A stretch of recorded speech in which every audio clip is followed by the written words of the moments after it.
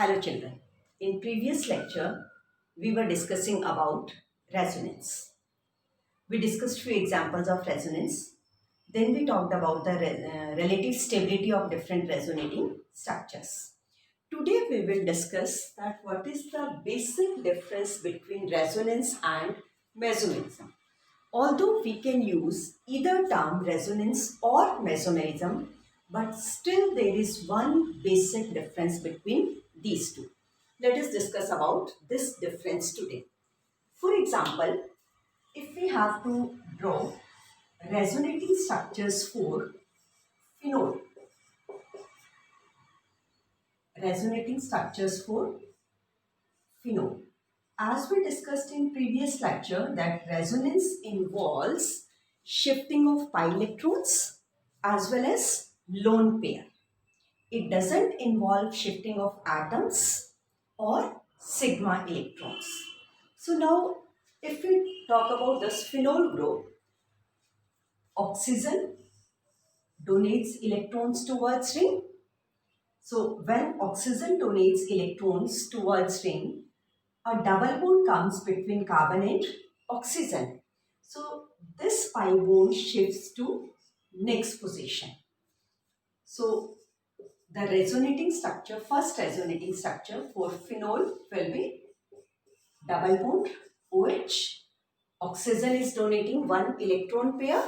So only one lone pair is left here. As well as due to donation of electron pair towards ring, it becomes positively charged. And these two pi bonds as such, and this position becomes negative. Right? This is first resonating structure.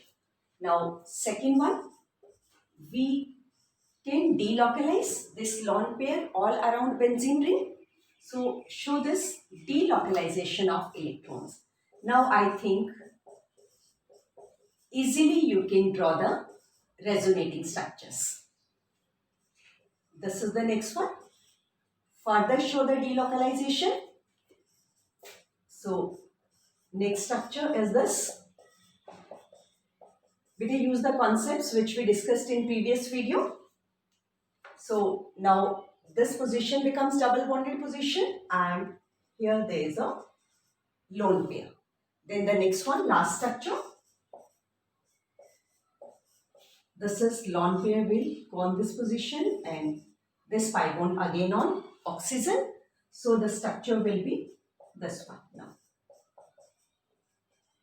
So, just compare first and last structure, complete delocalization of pi electrons. In this case, pi electrons are present at these positions, and if we check that structure, these are the positions of pi electrons. So, this is complete delocalization of pi electrons. One more structure we draw, that is for nitrobenzene. This is nitrobenzene, two lone pair on oxygen, and this is for benzene. Now in nitro group, nitrogen cannot donate electrons towards ring because it doesn't have any electron for donation now. What happens? It will withdraw electrons from the benzene ring. So we can say in mesmerism, this is withdrawing electrons from the ring, OH group donating electrons towards the ring. So its first structure would be transfer this pi electron on oxygen, and then as this pi electron will go on oxygen, then nitrogen will withdraw this electron from benzene ring. So the first structure would be a double bond character between nitrogen and carbon. No change here for this oxygen. 3 lone pair beta. That also we can show here.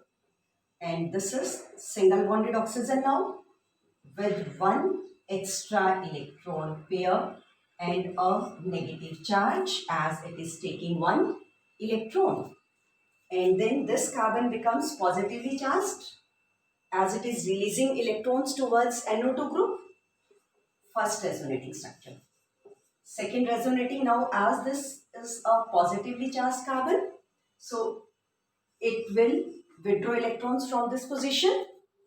So the next structure double bonded position, this is same and this carbon becomes positive and this group remains as such, negatively charged oxygen, as well as this lone pair.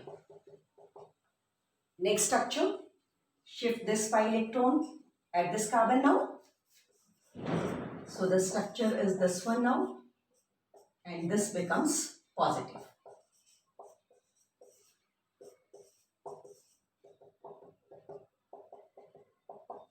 Right? Now this positively charged carbon will take electron from here. Then nitrogen further take electron from oxygen. And in this way, this complete delocalization of pi electron. Same, and this is now double bonded oxygen. Complete delocalization of pi electron.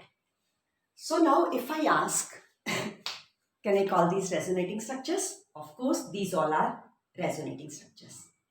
But we may use term here mesomerism. They are also mesomeric structures. So what is the basic difference? Now this is clear here that if the group which donates electrons or withdraws electron from benzene ring is other than carbon, that resonance is termed as mesomerism. Clear, children? I am repeating. Listen carefully. The resonance in which the group which donates electrons or withdraw electrons from benzene ring is other than carbon, then that resonance is termed as mesomerism. Not all resonating structures are termed as mesomerism. Resonance means any group, whether it is carbon, nitrogen, oxygen. If a group donates electrons, withdraws electrons, of course that would be resonance. Means this is also resonance, but this is also mesomerism. So we can say all mesomerism cases are also resonance cases, but every resonance cannot be mesomerism. Mesomerism is only that resonance where the group which donates or withdraws electrons is other than carbon. So this is basic difference between resonance and mesomerism. Now, by using these two examples, we will discuss about types of resonance or mesomerism. This first type of mesomerism or resonance is termed as plus R. This is the case of plus R. So we can say plus R or plus M is the resonance effect where the group is electron donating, which donates electrons towards the benzene ring. So if the group is donating electrons towards the benzene ring, that resonance or mesomerism is termed as plus R or plus M. So the groups which show plus R or plus M effect other than OH group. One OH we have already discussed, then we can take NH2 or it can be substituted amines even. Substituted amines means where the hydrogen of amines is replaced by alkyl group. So like secondary amines, tertiary amines, then we can take amide, NHCOR, then it can be OCOR, then it can be ethoxy-OR. These are the groups which show plus R effect. Now we talk about minus R effect. In minus R effect, minus R or minus M effect is shown by those groups in which electrons are shifted from conjugated system towards the group. Electrons are shifted from the conjugated system, this is a conjugated system, that is benzene ring, towards the group attached with benzene ring. These type of groups, they show minus R effect. So the groups which show minus R effect are, one is NO2, already discussed. Other than NO2, it can be COOH, it can be CHO, carbonyls, all carbonyls, it can be CO, it can be cyanide. So all these groups, they show minus R effect. So children, I think now these two terms, plus R, minus R, plus M or minus M, these terms are clear to you.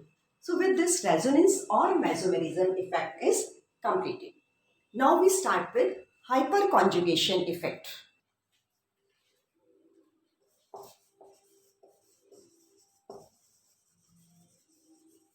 Hyperconjugation, also termed as no bond resonance, or also termed as sigma p resonance, also termed as sigma pi conjugation. So now, how it is different from resonance, or why it is termed as no bond resonance, when we discuss its meaning, it becomes absolutely clear to you. So hyperconjugation is actually delocalization of sigma electrons. This is first difference in hyperconjugation and resonance. Beta, if you remember, in resonance we discussed that sigma electrons are not involved in resonance. But in hyperconjugation, sigma electrons are involved. But the question is, which sigma electrons? Are all sigma electrons involved in hyperconjugation, or any specific sigma electron will be involved in hyperconjugation? So that we discuss that what is hyperconjugation. Actually, this is delocalization of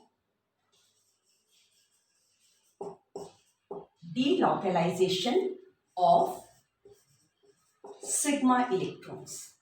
With sigma electrons, there are two conditions that with sigma electrons. This is delocalization of sigma electrons of CH bond of alkyl group. Delocalization of sigma electrons of CH bond of alkyl group. Now, what is the condition of this CH bond? That these sigma electrons should be of that CH bond which is directly bonded to an unsaturated system.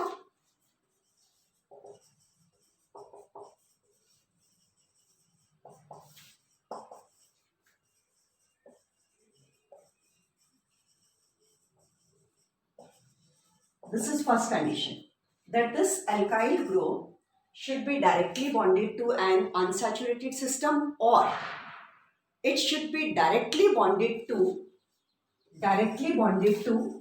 an atom having unshared p orbital. Right, children?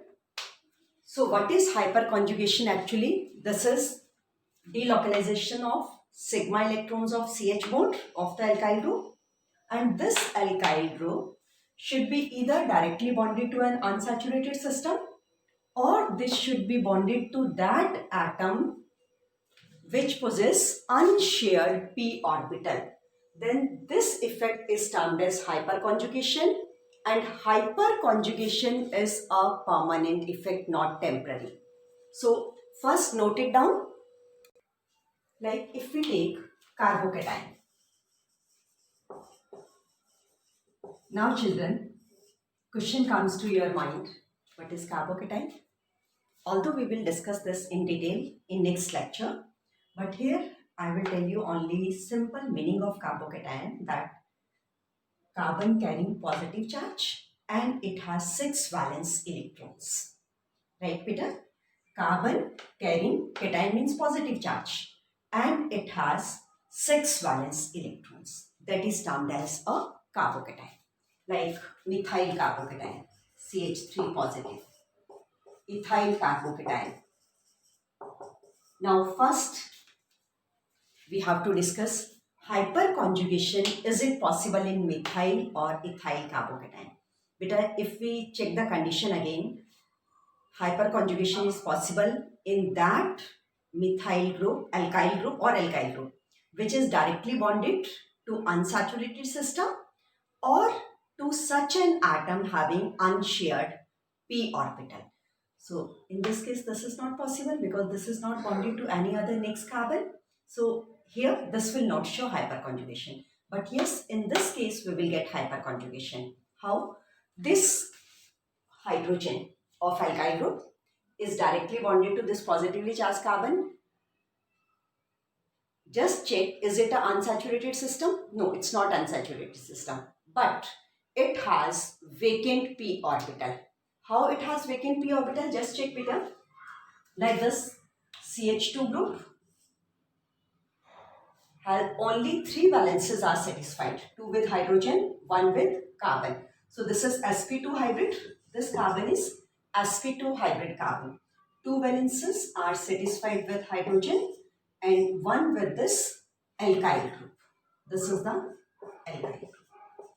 So this is sp3 hybrid carbon and this is sp2 hybrid carbon carrying positive charge. So it's only 2 p orbitals are involved. 1 p orbital is vacant. So yes, in this case we will get hyperconjugation. So now I'm showing this. This is the vacant p orbital. Now take any hydrogen, any CH bond, as this sigma bond of CH group delocalized with this vacant p orbital of this CH2 positive. This delocalization is termed as hyperconjugation or sigma p resonance. Why sigma p? Because this sigma bond is delocalized with this vacant p orbital. That's why sigma p resonance. But then next question comes, sigma p is okay now. We understood why we have used this term sigma p. But the question is how this is resonance. Okay, we will talk about this now, that how many hyperconjugation structures we can draw for this group. Just check now, this was the orbital picture. If we show simple picture, not orbital picture, then even it becomes much clear to you, like this is CH3 group, although this is not a 3D picture, I haven't shown. Actually, this is in 3D picture. But we can show it like this. This is CH2 group having positive charge. Now this positively charged carbon will attract this sigma electron. It will attract this sigma electron. So when this sigma electron shifts here, the next structure will be CH2. As hydrogen has released its electron, so becomes positive. This position becomes double bonded now. CH2. Clear, children? We can delocalize this sigma electron or we can delocalize this sigma electron. So in this way, how many total hyperconjugation structures we can draw? Now I'm using this sigma electron. So H positive, remaining structure is same. Now in third structure, we are using this sigma electron, third sigma electron. So this is the next structure, H positive and double bond CH. So now I think it is clear why we call it resonance, because delocalization of electrons is taking place, but delocalization of sigma as well as pi, both electrons. That's why, and as there is no bond present here, there is no bond at these positions, that's why this is also termed as no bond resonance. Now children, I think you can easily draw the hyperconjugation structure. And the carbon which is directly bonded to this either unsaturated system or vacant p orbital system is termed as alpha carbon atom. What do we call this carbon? Alpha carbon. So for hyperconjugation, we may say that presence of alpha carbon is also important factor. And not only alpha carbon, alpha hydrogen. Alpha hydrogen are the hydrogen present on alpha carbon. So if alpha hydrogen are there, we can make hyperconjugation structures. And more are the number of alpha hydrogen, more are the number of hyperconjugation structure. Clear? Number of hyperconjugation structures is directly proportional to number of alpha hydrogen. Understood, beta? So what is the number of hyperconjugation structure any group can show? That is number of hyperconjugation structure is directly proportional to what? Number of alpha hydrogen. More are the number of alpha hydrogen, more is the hyperconjugation structure. And stability of any group depends on hyperconjugation structure. More hyperconjugation structure, more would be the stability. Now we will talk another case of hyperconjugation structure, because I told you two conditions for hyperconjugation structure. One, vacant p orbital group. Second, unsaturated system. So this vacant p group we already discussed. Now we will be discussing about unsaturated system. For example, if I take ethene, then propene.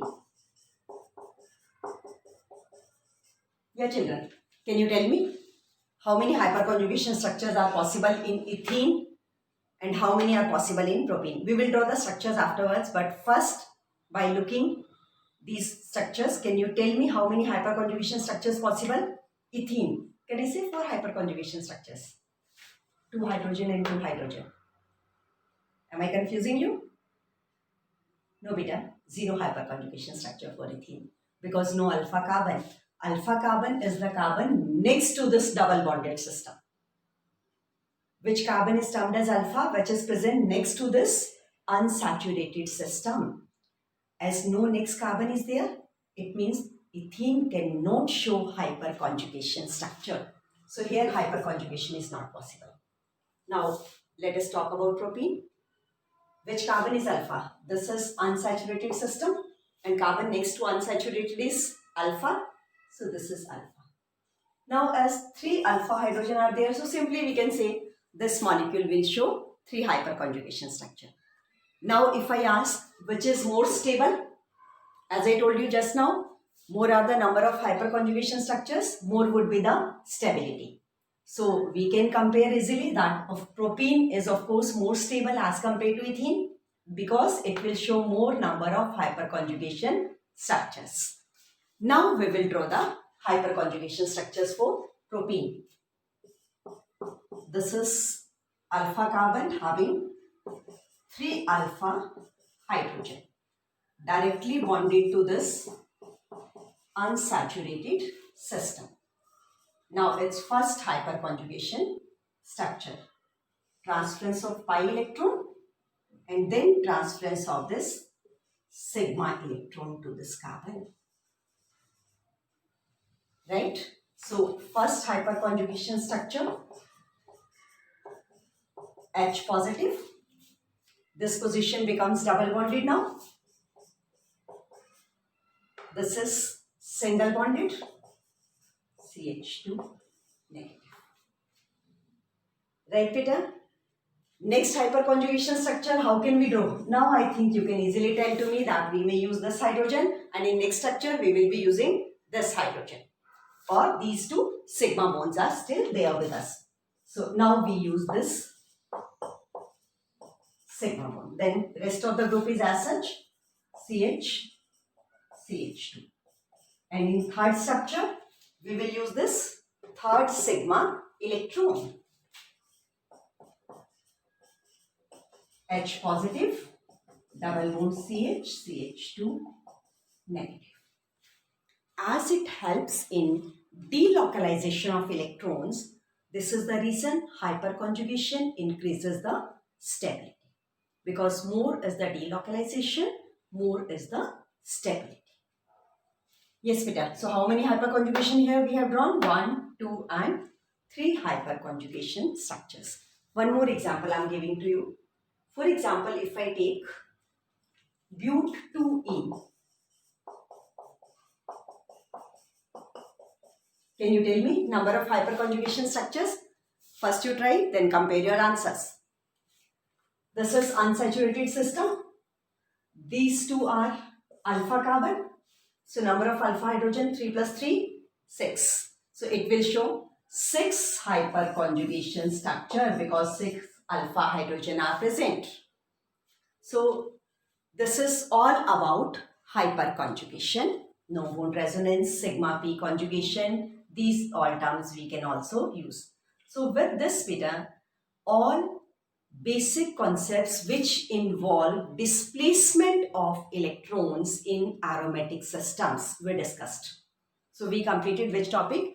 Displacement of electrons in aromatic or aliphatic even, means in organic molecules.